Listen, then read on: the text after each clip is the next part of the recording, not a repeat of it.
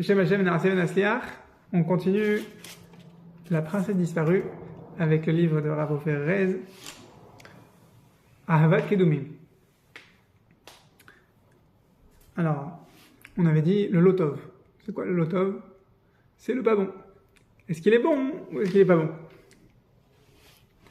Alors, d'abord, Rav Ofer Rez, il ramène le Ramchal. Le Ramchal, il nous explique la notion de Nahama de Kisoufa, le pain de la honte.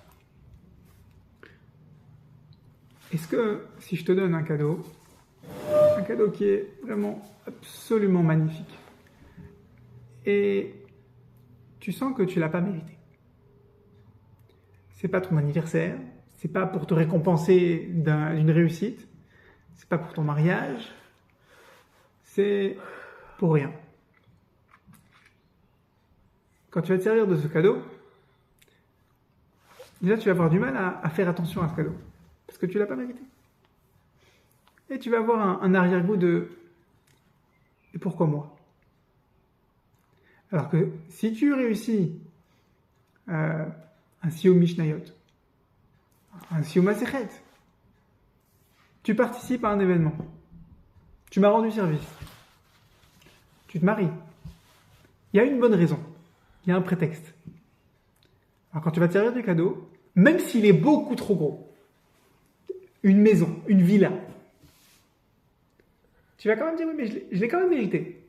Oui mais c'est disproportionné. Oui mais je l'ai quand même un peu mérité. Les mitzvot, c'est disproportionné par rapport au salaire qu'Akadosh Baruch Hu va nous donner. Et même le salaire qu'Hachem nous donne dans ce monde, il méritait de faire une autre mitzvah. Mériter de te rapprocher d'Hachem, mériter de faire tes chouvas.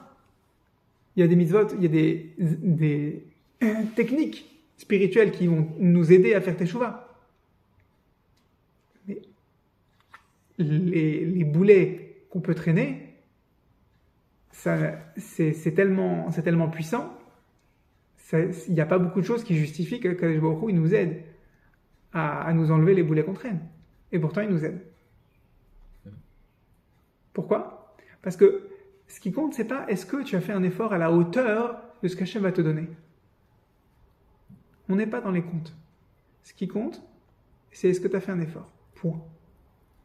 Et dès que tu fais un effort et qu'ensuite tu reçois un bénéfice spirituel, dans ce monde-ci ou dans le monde futur, tu es dispensé de ce pain de la honte. Tu n'auras pas honte de profiter de ce qu'Akadosh Baruch Hu te donne. Même si c'est disproportionné.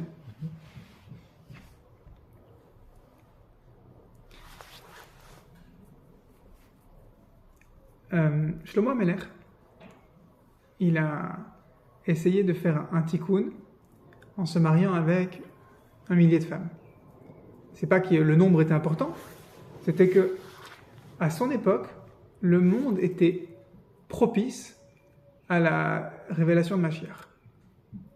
Les nations du monde étaient à l'écoute du message spirituel que chaque juif il est censé respirer et diffuser. Donc les rois, les reines du monde entier venaient à la cour de Shlomo HaMelech pour écouter sa sagesse. Et il n'y avait pas que lui. Il y avait les autres membres du Ham Israël. Ils transmettaient la Emouna. Lui, en tant que roi, il pouvait attraper les étincelles de sainteté contenues dans chaque nation en se mariant avec une princesse de la nation.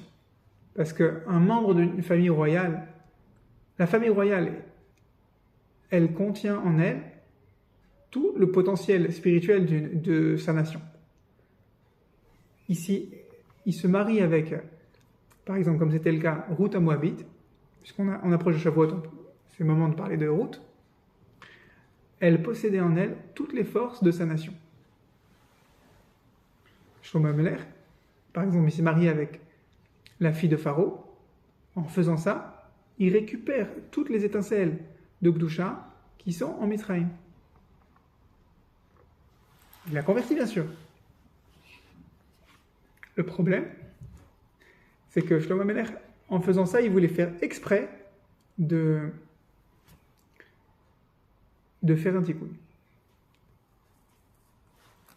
Et il a juste oublié que Hachem lui a dit, t'as pas le droit de te marier avec plus que 18 femmes. Il y a des concubines aussi, d'accord. Il a dépassé le nombre.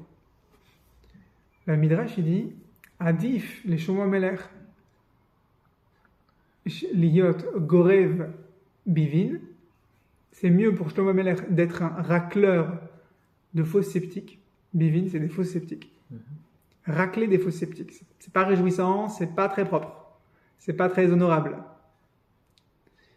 Plutôt que d'avoir un pasouk dans le Sefer Shmuel, si je me souviens bien, qui dit sur lui que ses femmes lui ont fait tourner la tête et qu'il a fait Avodah Zarah quand il était âgé. C'est pas exact. Ces femmes ne lui ont pas fait faire Avodah Zarah. Elles ont fait Avodah Zarah et lui, il ne les a pas corrigées autant que ce qu'il aurait dû. Dans son grand âge. Sauf que le fait qu'il y ait un verset qui dit ça de lui, c'est très très honteux. L'Echem Shovover Lama, le grand-père de Rav Eliashib, il dit, nous, quand on a des épreuves, on dit que c'est pas bon. Comme le roi, il a dit dans le conte, que le pas bon t'emporte à sa fille, la princesse. Mais à l'avenir, les mêmes épreuves où on se dit, ouais, c'est du pas bon ça, c'est le Yitzhak qui m'attaque. Ces mêmes épreuves, on va dire, comme le Ramchal nous explique, qu'elles sont un délice. On va regarder notre vie dans le rétroviseur, on va dire, cette épreuve-là, oh là là, c'était... Avec la rétrospective, je me rends compte que c'était un délice, c'était une merveille. Heureusement qu'Hachem il m'a donné cette épreuve. Pourquoi ? Parce que ça me fait passer de recevoir une récompense de manière honteuse, non méritant, à recevoir avec mérite. Du vivant de l'homme ou après ? Quand Mashiach va venir, on va tout comprendre. D'accord. Bon. Après 120 ans aussi. Je leur dis, mais il n'est toujours pas là, Mashiach. Mais notre travail, c'est pas avant ou après Mashiach. Notre travail, c'est que maintenant qu'on est dans la panade et qu'on ne voit pas, c'est de prendre conscience que les épreuves qu'on traverse, c'est pour notre bien. Ça, c'est notre vrai travail. Après, le travail de Mashiach, laisse-lui. T'as pas besoin de savoir comment Mashiach ou Elianavi, ils vont se débrouiller pour te faire du bien plus tard. Le but, c'est que tu fasses du bien maintenant. Et que tu profites de ce da'at-là, de cette conscience-là, que tes épreuves, elles sont un bienfait magnifique. C'est quoi ce bienfait ? On dit Netzach Israël lo yeshaker. L'éternité du Ham Israël ne mentira pas.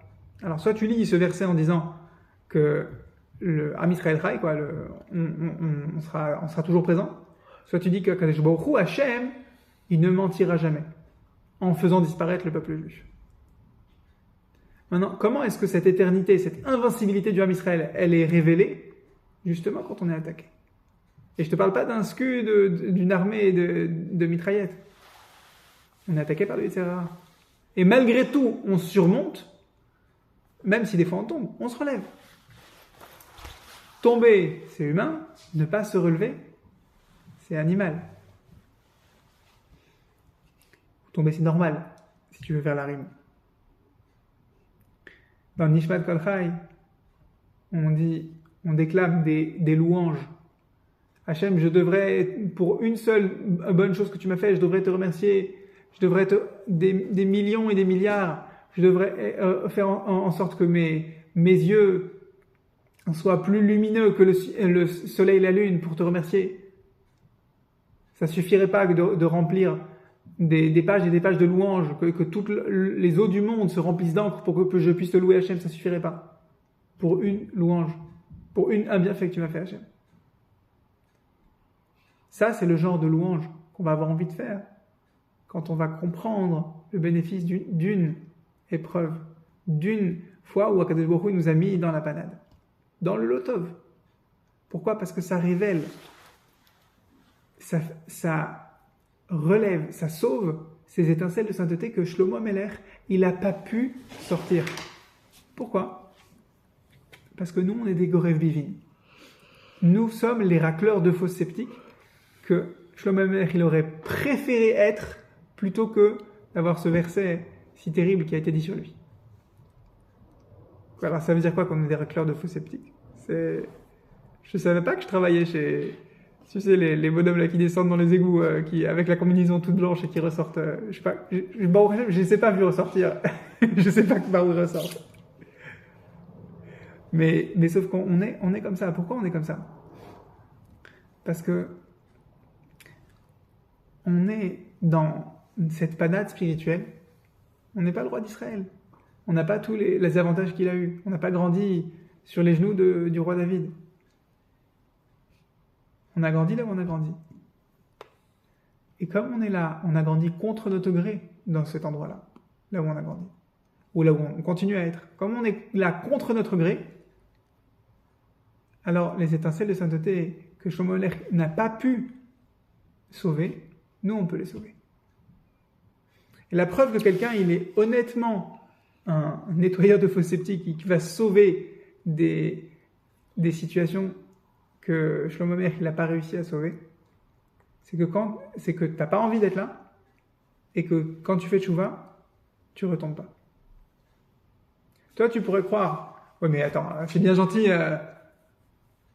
de dire j'aimerais ne pas être dans un endroit où on peut voler facilement. D'accord, mais maintenant tu y es. Tu vends des pompes à chaleur, des faux contrats.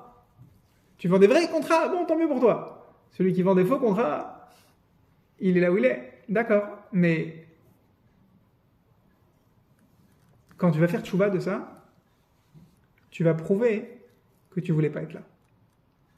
Tu vas me dire, oui, mais en attendant, est-ce que ça te plaît d'être là? C'est comme ce qu'on disait il y a quelques minutes sur Rabbi Nathan. Est-ce que ça te plaît d'être dans une situation qui sent mauvais? Dans le palais du Lotov? Non, ça te plaît pas. Tu cherches à sortir. Ah, ça prend du temps de sortir. Comme le second du roi, ça lui prend du temps de sortir. De faire sortir la princesse, ça lui prend du temps. Mais en attendant, le fait même que tu veuilles sortir, ça prouve dans quel camp tu es.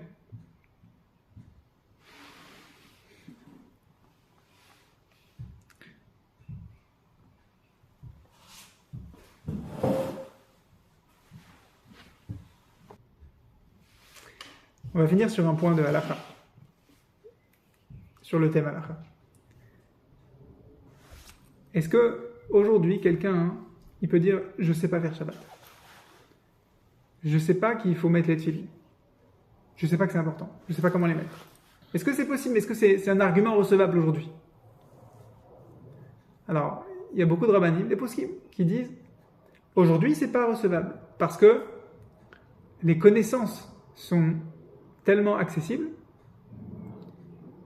il y a tellement de shul, et même si quelqu'un il habite loin d'une shul, internet est disponible. On peut se renseigner. Le Chazon Ish dit toute notre génération, elle est comme des enfants qui ont été kidnappés, des tinokot chez Nishbu.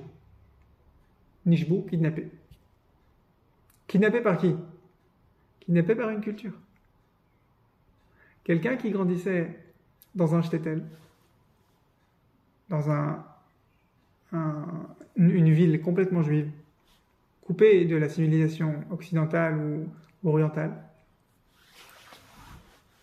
il ne savait pas quelle était la gravité des avérotes. Il n'avait pas côtoyé. Mais il savait quelle était la grandeur de l'Akdoucha. Parce qu'il connaissait que ça. Nous, on est confrontés aux avérotes, à la Touma, au pas bon, au Lotov. Mais on n'a pas idée de la grandeur de notre Kedusha. C'est en ça qu'on est comme des enfants kidnappés. On n'a pas été formés. Alors, le Psak Halakha, il y a quand même le Chazon Ish et Rav Ovadia Yosef qui disent que même dans notre génération, on est comme des enfants qui ont été kidnappés. Ça veut dire quoi? Ça veut dire que à la fois tu es le second du roi et à la fois tu es la princesse. Il y a une partie de toi qui cherche à faire sortir la princesse. C'est le second du roi qui se bat. Et c'est quoi la princesse? Pour faire simple, c'est Cette émouna pure, c'est ce sentiment que tout est pour le bien. Est-ce que tu es habité, ta vie elle est remplie de cette émouna que Hachem il est avec toi partout, que tout est pour le bien?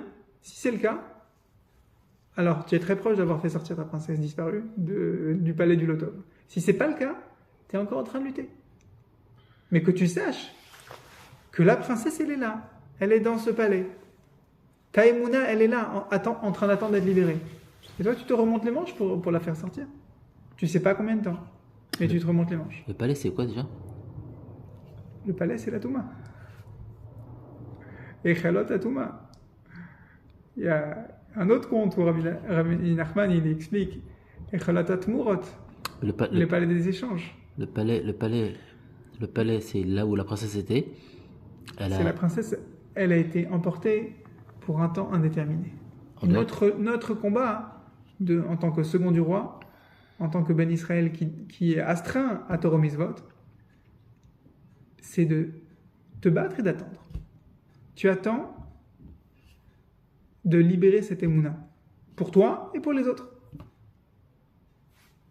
Chenizke, de nous battre, parce que Bassof, au final, en nous attachant au conseil de Rabbeinu, on va la faire sortir du palais du Lotov.